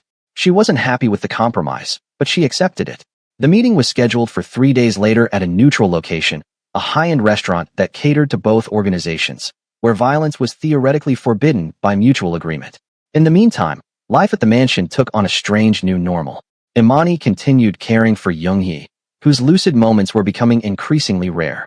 Dae-young dove into organization business, trying to shore up alliances and prepare for potential Yakuza retaliation. And in the quiet moments, late at night when the world seemed to pause, they learned each other. Small intimacies that felt monumental. Learning Dae-young took his coffee black with 1 sugar. Discovering Imani sang in the shower. Sharing childhood stories and dreams deferred. Kissing goodnight and waking up tangled together. Building a marriage one day at a time. Min-seo's attitude toward Imani began to shift slightly. Not warm, but less hostile. One evening, she actually sought Imani out. "I owe you an apology," Min-seo said stiffly. "I've been unnecessarily cruel. My brother seems happier with you. Less cold. I should have recognized that was valuable instead of fighting it. Thank you. That means a lot. I still think this marriage is complicated and potentially dangerous for you. But I'm beginning to see you're stronger than I gave you credit for." Min-seo hesitated. "And for what it's worth, the way you insisted on mercy for Soo-jin, the way you convinced my brother to do the right thing even when it was strategically questionable, that takes courage. It wasn't friendship, not yet. But it was a start." The day of the Yakuza meeting arrived too quickly. Dae-young dressed in his most expensive suit, armor of a different kind. Imani helped him with his tie, her hands shaking slightly. "What do you think they'll demand?" she asked. Compensation for the rescue operation. Possibly territory concessions. Worst case, they'll demand I hand over Sujin and her brother. You won't. No, I won't. Which means this meeting could go very badly. Then why go? Because running isn't sustainable. At some point, you have to stand your ground. The drive to the restaurant was tense. Imani sat in the secured SUV with 3 guards, watching Dae-young enter the building with Tae-sung and 2 other lieutenants. The wait was excruciating. Inside the restaurant, Dae-young was led to a private room. The Yakuza boss, a man named Takashi Sato, probably in his 60s, with scars suggesting a violent past, sat waiting with his own guards. Mr. Kim. Sato's Korean was accented but clear. You've caused me considerable trouble. You attacked my wedding. Tried to kill my wife. I'd say we're even. Even? You freed a prisoner we'd held for 3 years. Killed 3 of my men. That's not even. The prisoner was being used to blackmail an innocent woman into betraying my family. I simply removed your leverage. By invading my territory. By rescuing a Korean citizen from illegal captivity. If you have a problem with that, take it up with the authorities. Oh wait, you can't, because what you were doing was illegal. Sato's eyes narrowed. You're very confident for someone in a precarious position. I'm confident because I'm right. You started this war by targeting my wife. Everything since has been response to your aggression. Your wife is a foreign interloper marrying into a Korean criminal organization. That disrupts the balance we've maintained for decades. My wife is a woman I love who happened to become a target because of my world. That's on me, not her. And I will protect her by any means necessary. The 2 men stared at each other across the table, tension crackling like electricity. What do you want? Sato finally asked. Peace obviously has a price. I want you to leave my family alone. Stop targeting my wife. Stop using innocent people's families as leverage. Conduct your business without interfering in mine. And in exchange, I won't retaliate for the wedding attack. I'll consider the rescue operation adequate compensation. We maintain current territory boundaries with no further encroachment on either side. You're asking for a truce. I'm offering a truce. Take it or prepare for war. Your choice. Sato considered this. You've changed, Kim. Your father would have demanded blood for the wedding attack. Would have killed me for even targeting your family. You're offering peace instead. Some would call that weakness. Some would. I call it evolution. I'm tired of meaningless violence. Tired of wars that serve no purpose except to prove who's stronger. If you want to reject peace and continue this, I'll fight. But I'd rather build than destroy. It was a gamble. Showing vulnerability to a man like Sato could get you killed. But it could also earn respect, if he was the right kind of leader. Sato was quiet for a long moment. Then he nodded slowly. Your wife has made you soft. But perhaps soft isn't the same as weak. I accept your truce. But understand, if you violate our territories, if your people interfere with my business, this agreement is void. Agreed. Same terms apply to you. They didn't shake hands. Too formal, too Western. Instead, they bowed slightly to each other, a gesture of mutual respect among equals. Dae-young emerged from the restaurant an hour later, and Imani nearly collapsed with relief when she saw him walking, unharmed, toward the SUV. Well, she demanded as soon as he climbed in. We have a truce. Tentative, probably fragile, but it's something. She threw her arms around him. You did it. You actually found a peaceful solution.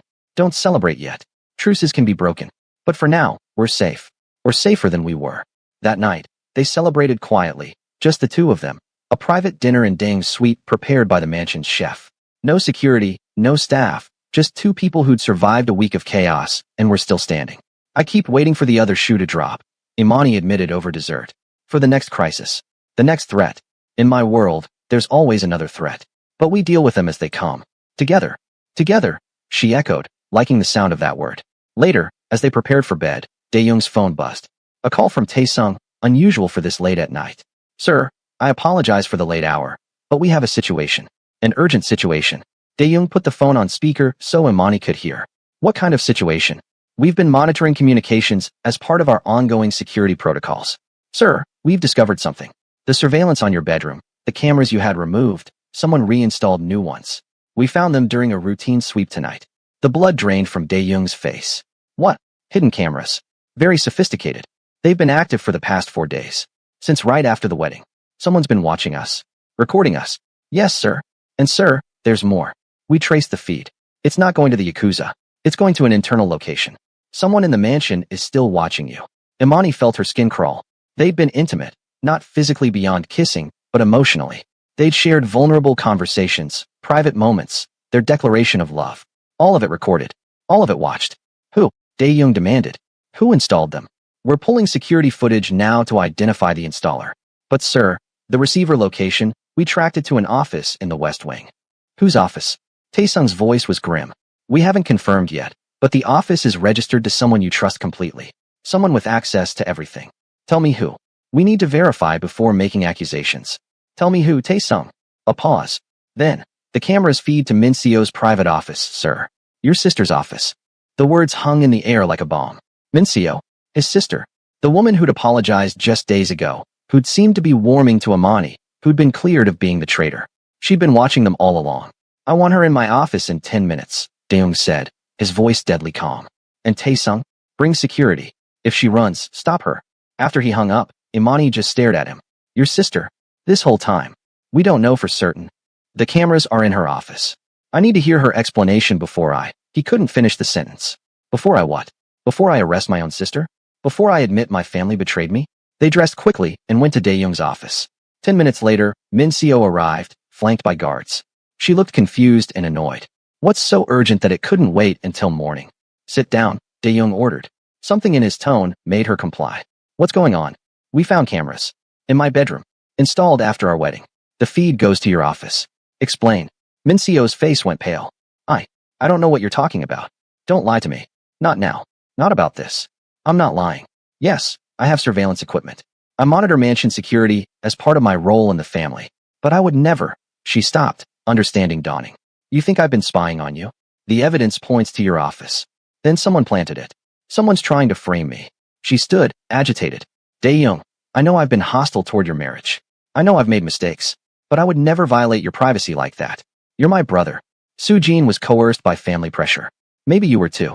Maybe someone has leverage over you that we don't know about. No one has leverage over me. I'm loyal to this family. To you. Imani watched the exchange, studying Min Seo's body language.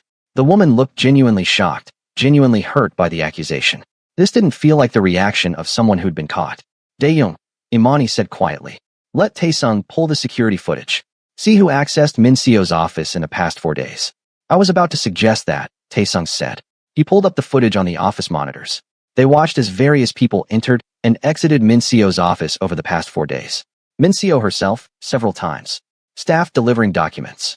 And then, there, Imani pointed. Pause it. On the screen, a figure in dark clothes and a maintenance uniform entered Min Seo's office late at night 2 days after the wedding. They carried a bag and moved with purpose. They were only inside for 6 minutes, but when they emerged, the bag looked lighter. Can you enhance their face? Daeyoung asked. Taesung zoomed in. The figure had kept their head down, but when they passed under a hallway light, there was a brief moment where their profile was visible. The room went silent. Everyone recognized that profile. No, Min Seo breathed. No, that's impossible. The figure on the screen was unmistakable. Park Jin-ho, the lieutenant they'd questioned and cleared. The man who'd served the organization for 10 years. The man who'd taken a bullet for Daeyoung's father. Jin-ho, Daeyoung's voice was hollow. All this time, it was Jin-ho. But we checked his finances, his communications, Taesung started. He's a professional. He knew how to hide his tracks. Frame Soo-jin, plant evidence pointing to Min Seo, all while appearing loyal. Daeyoung's hands clenched into fists. Where is he now? According to the security log, he left the mansion an hour ago. Said he was meeting with contacts in Gangnam. He's running. He knows we found the cameras, and he's running. Daeyoung turned to Taesung. Find him. Bring him back. I don't care what it takes. Sir. Find him. After Taesung rushed out to mobilize a search team, Min Seo approached her brother. I'm sorry. For everything. For making you doubt me. You have nothing to apologize for. I should have trusted you. He pulled her into a hug, brief but genuine. I'm sorry for suspecting you. Find him. Make him pay for what he's done to this family. Min Seo left, and Daeyoung and Imani were alone in the office. He collapsed into his chair, looking more defeated than she'd ever seen him. 10 years, he said. Jin-ho has been with me for 10 years. He took a bullet for my father. And all that time we don't know his motives yet. Maybe he was coerced like Soo-jin. Or maybe he's just a very good liar who's been waiting for the perfect moment to destroy us. Imani moved behind him, placing her hands on his shoulders. We'll find him. We'll get answers. And then what? Another rescue mission? More mercy? Or do I finally stop being soft and handle this the way my father would have? I don't know. That's a decision you'll have to make when we know the whole story. Hours passed. The search team scoured Seoul, but Jin-ho had vanished. No trace, no leads, nothing. Professional to the end. As dawn broke, Tae-sung returned to the office, exhausted and empty-handed. Sir, we've checked every known location. He's gone. And sir, we found something else. Jin-ho's apartment has been emptied. Bank accounts closed. He'd been planning this exit for a while. So it wasn't a sudden run. He was always planning to betray us. It appears so, sir. Dae-young stood, moving to the window overlooking Seoul. The city was waking up, normal people going about normal lives, unaware of the drama playing out in the mansion on the hill. Increased security on the entire family. I want 24-hour surveillance on Mother, Imani, Min-seo. If Jin-ho is working for someone else, if this is part of a larger plan, they might strike while we're vulnerable. Understood, sir. After Tae-sung left, Imani approached Dae-young. Come to bed. You've been up all night. You need rest. I need to find the man who betrayed me. You need rest first. The search teams will keep looking. But you're no good to anyone if you collapse from exhaustion. He allowed her to lead him to their bedroom. The bedroom where they'd been watched, recorded, their intimate moments stolen by someone they trusted. It felt violated now, tainted. We can sleep somewhere else, Imani suggested. Until they do a full security sweep. No, I won't let him take this from us too. This is our space. Our home. He doesn't get to drive us out of it. They climbed into bed, both too wired to sleep but too exhausted to do anything else. Imani curled into Dae-young's arms, and they lay there as sunlight filled the room. Two people trying to build something beautiful in a world determined to tear it apart. I'm so tired of fighting, Dae-young whispered. Tired of watching my back, suspecting everyone, dealing with betrayal after betrayal. Then stop fighting. Not forever, but for now. Just for a few hours. Let yourself rest. Let me hold you. Let the world exist without you for a little while. He pulled her closer. What did I do to deserve you? You watched 72 hours of surveillance footage and saw someone worth protecting. That's what you did. They finally fell asleep as the sun climbed higher, holding onto each other like lifelines, unaware that Jin-ho's betrayal was just the beginning of a conspiracy that ran deeper than either of them could imagine. When they woke hours later, it was to alarming news. Young-hee had collapsed. The stress of the past week, the physical exertion of walking Imani down the aisle, the chaos of the attack, it had all taken its toll. They rushed to her suite to find medical staff working frantically. The doctor emerged with grave news. She's had a stroke. A significant one. The next 24 hours are critical. The hospital room was too white, too sterile, too full of machines keeping Young-hee alive. Imani sat beside the bed, holding the elderly woman's hand. So fragile, so pale, barely warm. The stroke had left Young-hee unconscious, the doctors unsure if she would wake again. Dae-young stood by the window, staring out at nothing. He hadn't spoken in hours. Just stood there, rigid and silent, while his mother fought for her life. Talk to her, Imani urged gently. Even if she can't respond, she might hear you. I don't know what to say. Say what you never said when you had the chance. Tell her everything you wish you'd said when she was lucid. He finally moved, crossing to the bed and sitting on the other side. His hands trembled as he took his mother's other hand. Mother, His voice cracked. I'm sorry. For all the years I wasn't present. For choosing business over family. For letting my father's death turn me into someone you barely recognized. You deserve better. You deserved a son who showed up, who remembered how to love, who didn't need a stranger to remind him that you were precious. Tears rolled down his face. Imani had never seen him cry like this. Open, unguarded, completely broken. Imani changed everything, he continued. You saw it before I did. You knew she would wake me up. And you were right. Because of her, I'm remembering who I wanted to be. But mother, you need to wake up. You need to see that I'm trying. That I'm becoming the son you deserved. Please, don't leave before I can show you. Young-hee didn't respond. The machines beeped steadily, measuring a heartbeat, measuring breath, measuring a life that was slipping away. Min-seo arrived an hour later, her usual composure shattered. She took one look at their mother and broke down completely. No, she can't, not yet, not now. The siblings sat on either side of their mother's bed, united in grief, and for the first time in years, there was no distance between them. Just shared pain and shared love for a woman who'd held their broken family together until she couldn't anymore. The doctor returned with an update. The next 12 hours are critical. If she makes it through the night, her chances improve. But I have to be honest with you, the stroke was severe. Even if she survives, there will likely be significant impairment. She may never wake up. Or if she does, she may not be the person you remember. After the doctor left, Imani suggested they take turns staying with Young-hee. You both need rest. I'll take the first watch. But neither sibling would leave. They sat vigil together through the night, 3 people surrounding a 4th, willing her to live through sheer force of love. Sometime around 3 in the morning, Young-hee's eyes fluttered open. It was brief, just a moment of consciousness, but she looked directly at Dae-young, and her lips moved, forming words with no sound. He leaned close. What, mother? What are you trying to say? Her lips moved again. This time he caught it. Love her, promise. I do. I promise. I love her, mother. You were right about everything. A slight smile touched Young-hee's face. Then her eyes closed again, and she slipped back into unconsciousness, but something had changed. The doctor, monitoring remotely, confirmed her vitals had stabilized. She wasn't out of danger, but she was fighting. She heard you, Imani said. She needed to know you were okay before she could let go or come back. She needed to know you'd learned to love again. Dae-young pulled Imani into his arms, and they stood there by his mother's bedside, holding each other while Min-seo kept watch, and for the first time since the wedding, something felt like it might actually be okay. Young-hee survived the night. Then the next day. Then the next. Slowly, incredibly, she began to stabilize. She remained unconscious, but her body was healing. The doctors were cautiously optimistic. On the third day, as Imani sat reading to Young-hee from a book of Korean poetry, Tae-sung called with news about Jin-ho. We found him. Or rather, he found us. He sent a message. He wants to meet. To explain. Dae-young, who'd barely left the hospital, looked up sharply. It's a trap. Probably. But sir, he's offering information. About who he's working for. About the larger plan. He says if you want to protect your family, you need to hear what he has to say. Where does he want to meet? The old warehouse district. Neutral territory. Tomorrow night. And you think I should go? Walk into an obvious trap. I think you need answers. And I think he's our only source for those answers. Dae-young looked at Imani. What do you think? I think you need to know what you're up against. But not alone. Maximum security. And not you personally. Send representatives. He specifically asked for me. Said he'll only talk to me. Then it's definitely a trap. Probably. But I'm going anyway. They argued about it for hours, but Dae-young was immovable. He needed to know why Jin-ho had betrayed him, who he was working for, what they were planning. The not knowing was worse than the risk. The next night, Dae-young prepared for the meeting. Full tactical gear, weapons, a team of 20 men. Imani wanted to go with him, but he absolutely refused. This is different from the Yakuza meeting. This is an ambush situation. I won't risk you.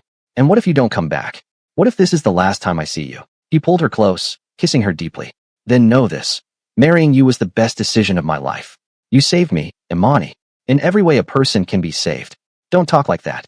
You're coming back. I plan to. But if I don't? No. Stop. You're coming back because I say so. Because we have a life to build. Because your mother is going to wake up and see you happy. You don't get to die on me, Dae-young Kim. Not now. Not when we're just beginning. He smiled, genuine, warm. Yes, ma'am. I'll do my best to comply. She watched him leave, surrounded by armed guards, heading toward what was almost certainly a trap.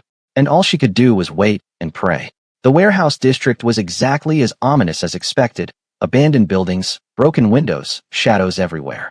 Perfect ambush territory. Dae-young's team spread out, taking defensive positions while he and Tae-sung entered the designated warehouse. Jin-ho stood in the center, alone, unarmed as far as they could see. He looked older than Dae-young remembered, tired, like the betrayal had aged him. You came, Jin-ho said. You asked, and I want answers. I'll give them. But first, you need to understand.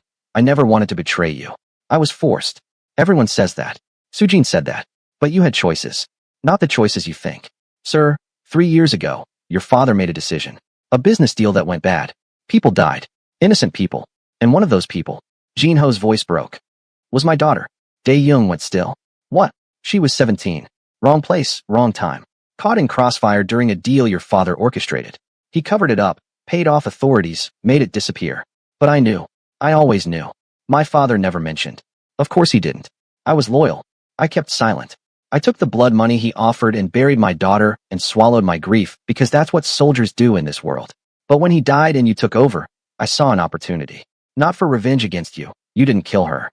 But for revenge against everything your father built. The organization. The empire. All of it built on bodies like my daughter's. So you've been working to destroy us. For 3 years. Yes. Slowly. Carefully. Feeding information to your enemies. Creating chaos.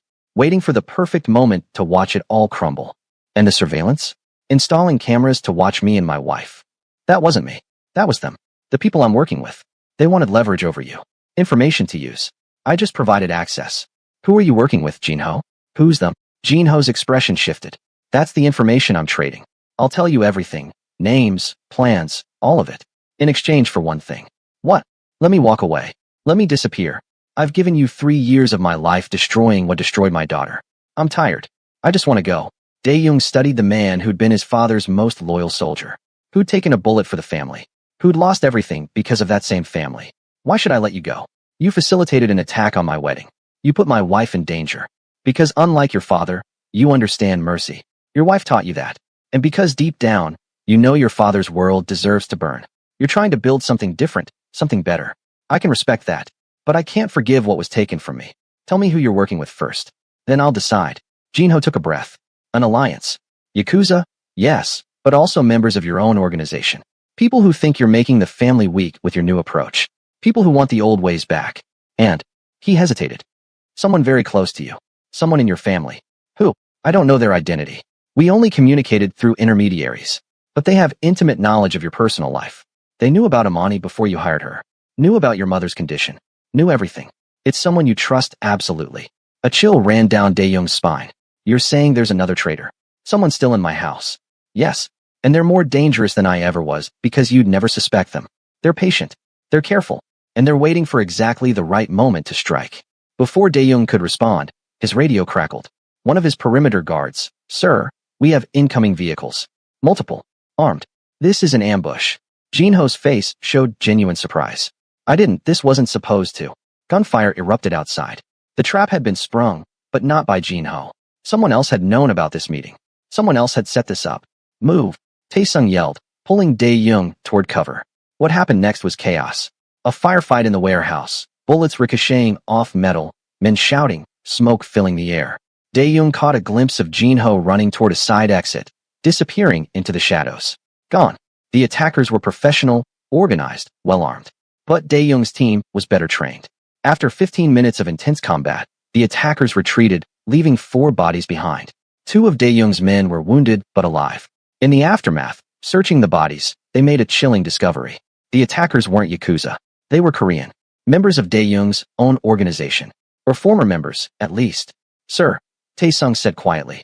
Jinho wasn't lying. This is an inside coup. Someone's been turning your own people against you. Dae-young pulled out his phone, calling Imani. She answered on the first ring. Are you okay? Her voice was frantic. I'm fine. But we need to lock down the mansion immediately. Full security protocol. Trust no one. I'll explain when I get home. What happened? Jinho was telling the truth. There's someone close to us, someone we trust, who's been orchestrating everything. The cameras, the attacks, all of it. And whoever they are, they just tried to kill me. Oh God. Dae-young, your mother. Is she okay? She's still at the hospital, still unconscious.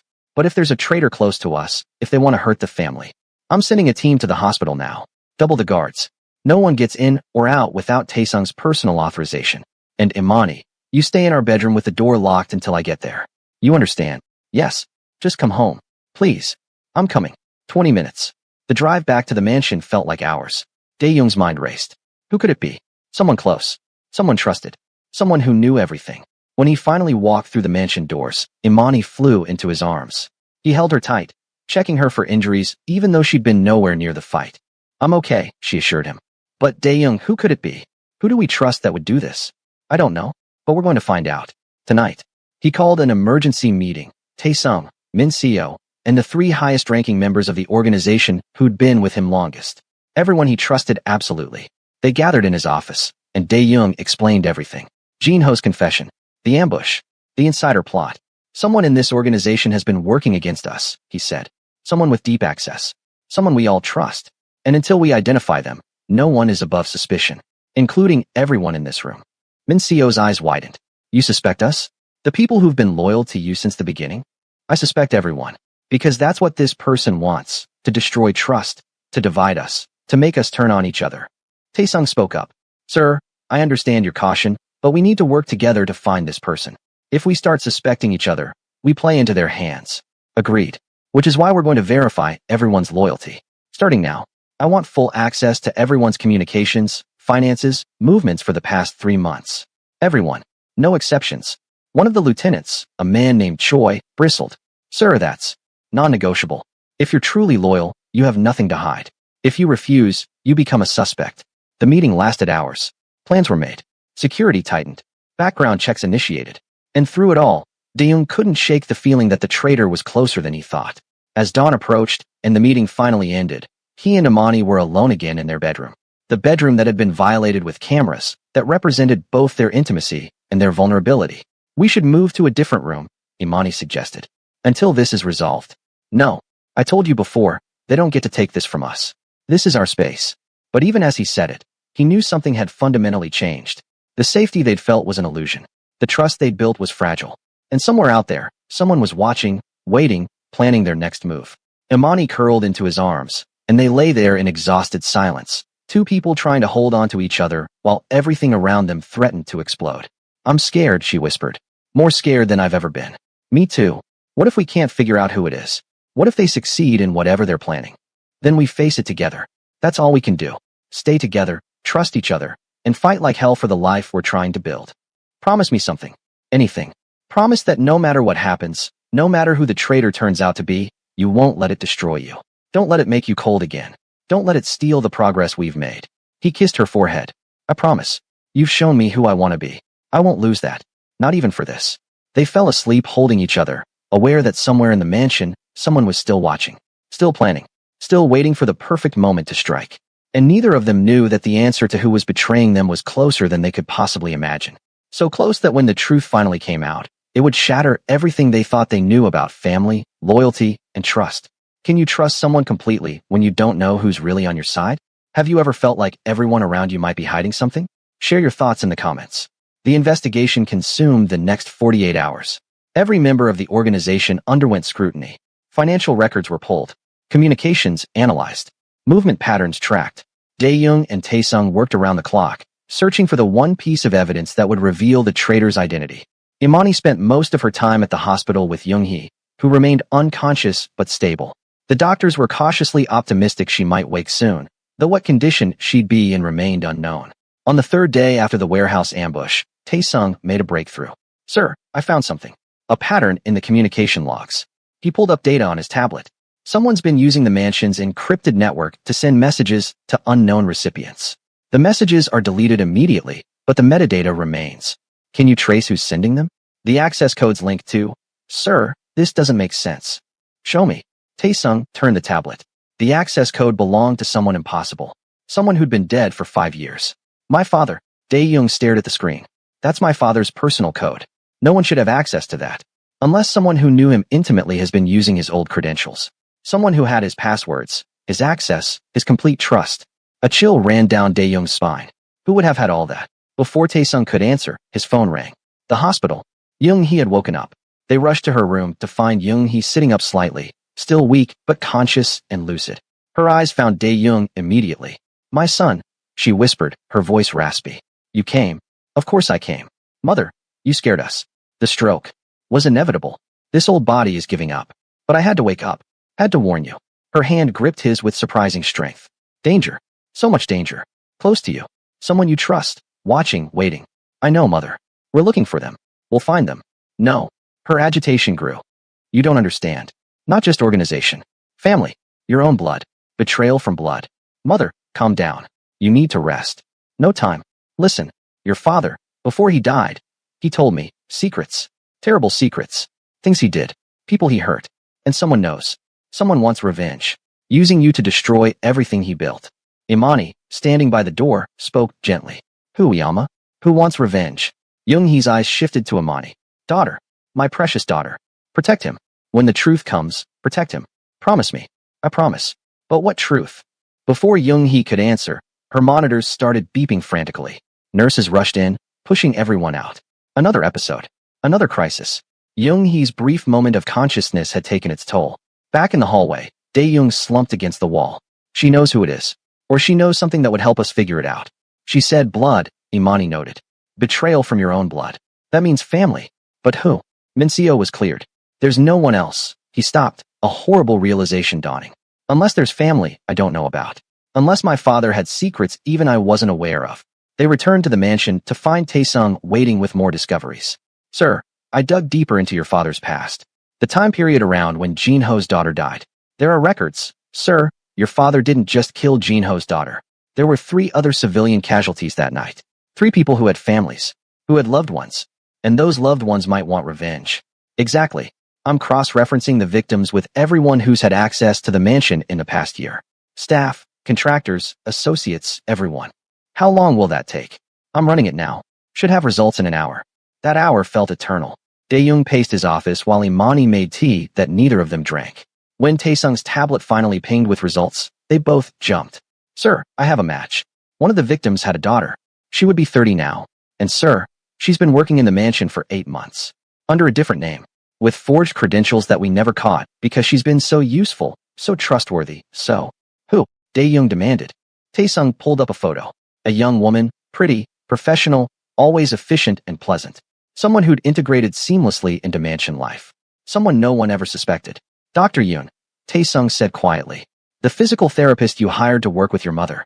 The one who's been spending hours alone with Young-hee. The one who convinced her to walk down the aisle despite the health risks. The world tilted.